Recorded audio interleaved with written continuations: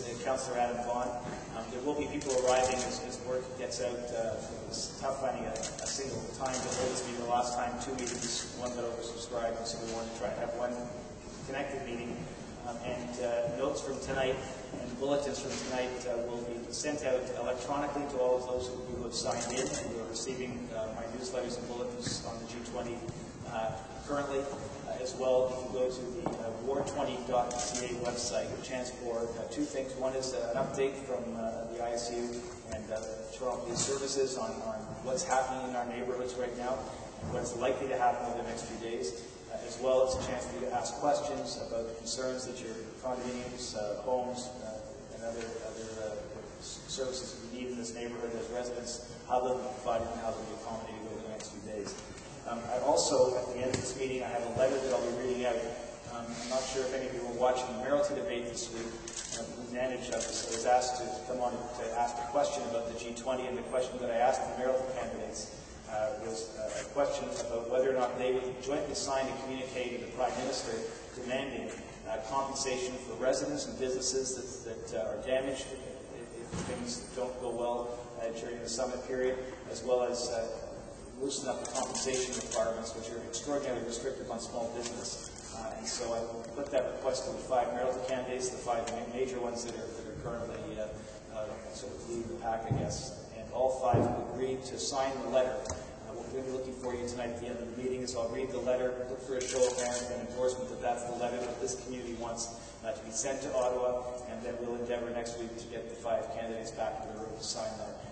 So far, the city government's requests are not being met with a great deal of reception up in Ottawa. We sustained our public campaign and our calls, and I know that Olivia Chow has raised these issues both on the floor of Parliament and in the back rooms of the House of Commons. I also went to the Liberal Caucus through Gerard Kennedy has done the same. We continue to push for compensation and for fair treatment for you as Canadians as this international event comes to the city. Unfortunately, the federal government seems to lack the ability to make a real commitment to you, but has provided an astonishing commitment for a fake lake. That is as it is, so we'll deal with that as it comes along. Staff Superintendent Jeff McGuire is here to provide an overview of the current security and perimeter conditions, and provide some of this. I don't mean to insult people. Some people don't know the whole background of the G20, so it contains a little bit of stuff you probably know a lot about. First of all, the G20 was established in 1999, and it involves obviously 20 major countries, and it's going to be coming here, as you know, on June 26th and 27th in the City of Toronto, and that was designated by the Prime Minister's office. The previous locations obviously have been, most recently was in Pittsburgh, also occurred in London and Washington prior to that. And as you know, I'm sure you've all seen, there have been serious challenges with large disorderly crowds and times in places. And we spent a lot of time learning from the past, done a lot of planning, and we've been to these cities and visited and looked at their plans, and we're confident that we've got an excellent security plan in place now. The security for the overall unit is governed by the Integrated Security Unit. Now, this unit's Joint Forces team, which is led by the RCMP. The RCMP have the sole main responsibility for the very central core, such as the Metro Toronto Convention Centre, and the areas where the internationally protected persons will be staying. So when we get to talking about fences, most of you know there are 2 different types of fence. The larger non-scalable fence, which is in around the RCMP perimeter. The RCMP is responsible for everything inside of there. We, the Toronto Police, are responsible for providing security in the larger outside area, which is inside of another fence. But we're also keenly aware that we're responsible for providing policing services to the rest of the City of Toronto at the same time.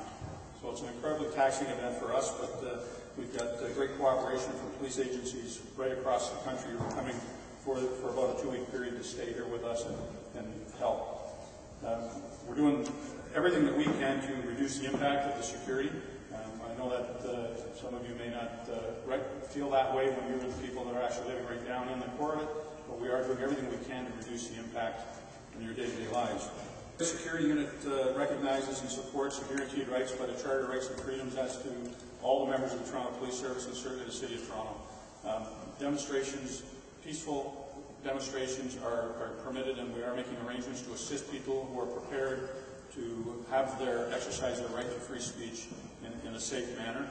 The designated free speech area has been designated as Queen's Park North, and we will do everything we can to ensure that people who want to peacefully protest without stepping upon the rights of other citizens, without causing, obviously if it starts to develop into criminal acts or damage to public property, we won't tolerate that. Any reaction by the Toronto Police, I should say, will be based on the actions that were faced, and it will be a balanced and measured reaction. Andy Norrie, to give a brief overview of the traffic patterns and accommodations, and just to provide information where you can get more details as to how moving around this area. I agree with you tonight. I think you're going to see a map there in front of you. I won't go into unless there's specific questions. I can tell you that the traffic flow will be impacted significantly. This is a large event. Because of the erection of the fences, we have two main objectives. One is to ensure the safety and security of the dignitaries when they visit the City of Toronto. That's our obligation legally. The other is to minimize the impact for the citizens and residents of the City of Toronto. The bottom line is, though, you need to leave extra time. It's going to be significant delays, but we are working as hard as we can, communicating. You'll see a lot of messaging, a lot of signs going up. I would encourage you to use transit, leave extra time, listen to your media outlets for those changes, and those things are going to happen. Certain things are planned. There are spontaneous or unplanned events, and they may occur. As a staff superintendent, we're a big city. We encounter and have things happen all the time.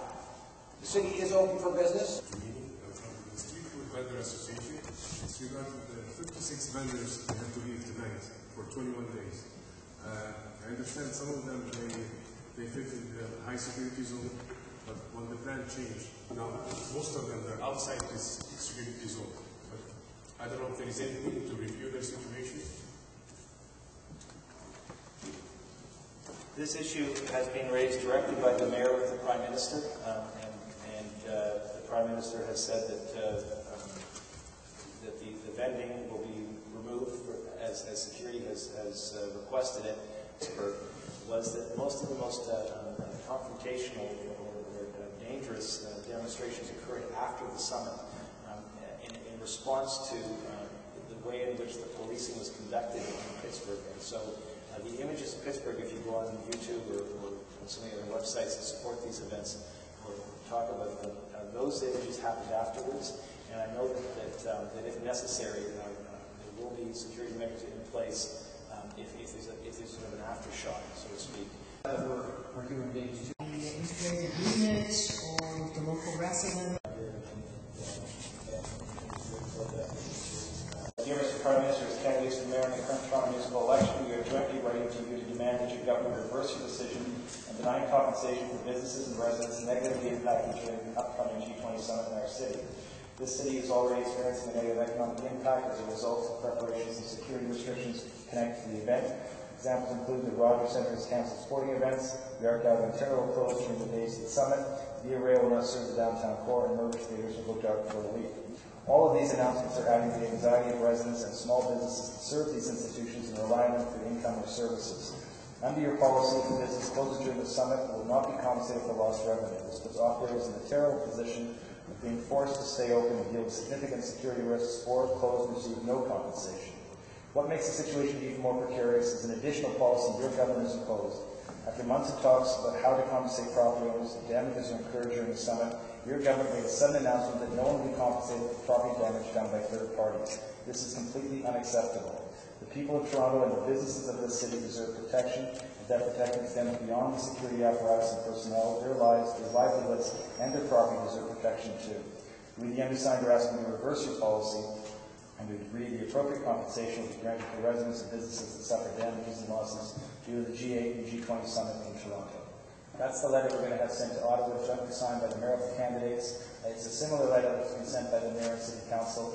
I just see a show of hands that's endorsed by the community. Thank you.